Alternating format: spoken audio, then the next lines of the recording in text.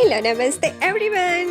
તો આજે અમે જે એક્ટિવિટી કરી રહ્યા છીએ એનું નામ છે ક્રોસવર્ડ્સ, એટલે કે આડી જાવી ઊભી જાવી. આ માટે અમે FLN બોક્સમાં રહેલ શબ્દ મિલાપેટીનો ઉપયોગ કર્યો હતો. તો સૌથી પહેલા બોયઝ અને ગર્લ્સની બે અલગ અલગ ટીમ પાડવામાં આવી અને બંને ટીમને ગુજરાતી, મેથ્સ અને ઇંગ્લિશને લગતા પ્રશ્નો વારાફરતી પૂછવામાં આવ્યા. અઠવાડિયાનો એવો કયો વાર છે જે દિવસે રજા હોય છે?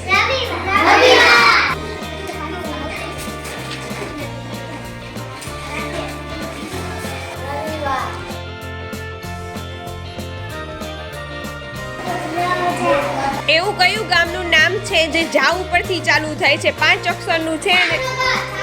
Very good.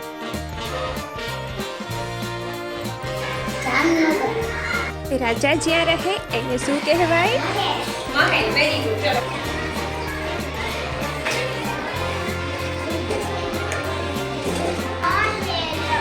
સરસ, વેરી. અંગ્રેજી 12 મહિનાના નામમાં એવો કયો મહિનો છે જેની પાછળ લ આવે છે?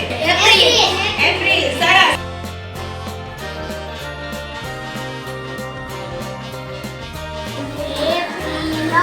સરસ.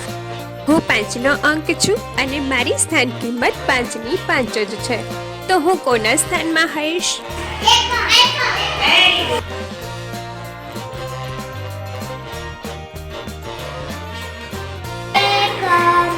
સરસ, વેરી. મારો રંગ લીલો છે, સ્વાદમાં હું તીખું છું અને દરેક શાકભાજીમાં મસાલા તરીકે વપરાવું છું.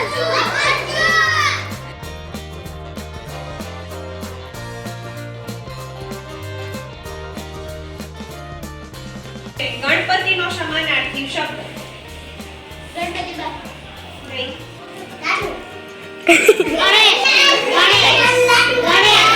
ગણેશ. ચાલે.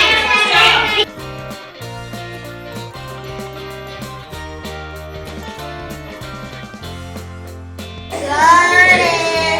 અંગ્રેજી શબ્દ છે toy. એને ગુજરાતીમાં શું કહેવાય?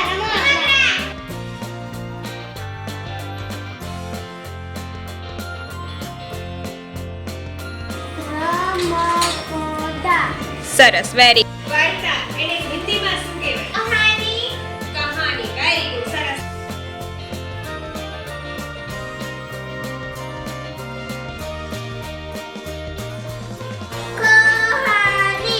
Very good.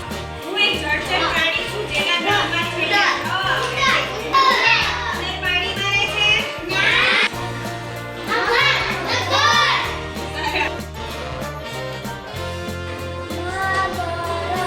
સરસ. અંગ્રેજી શબ્દ છે hen. એને ગુજરાતીમાં શું કહેવાય? સરસ. સરસ. હું આકાશમાં ઉડું છું અને મારી સાથે સાથે કેટલાય યાત્રીઓને હવાની સફર કરાવું છું.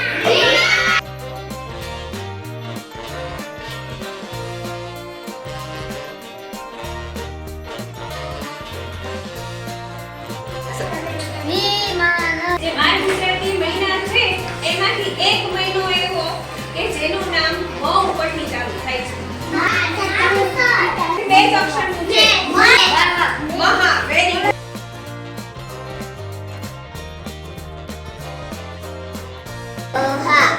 સરસ. રોજ સવારે ટીચર ક્લાસમાં આવીને શું પૂરે છે?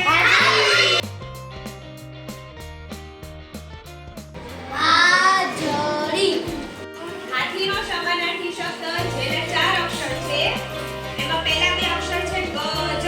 બાકીના 2 તમારે વિચારવાના છે. રાજ. Very good. તમારો જે શબ્દ છે ઈ બને છે ગ જ રાજ.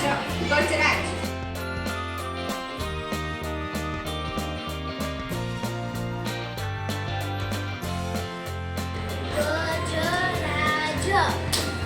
આકાશનો સમાનાર્થી શબ્દ.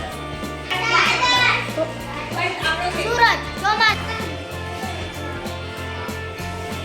પહેલો અક્ષર ગ છે, છેલ્લો અક્ષર ન છે, વચ્ચેનો અક્ષર કયો? ચલો.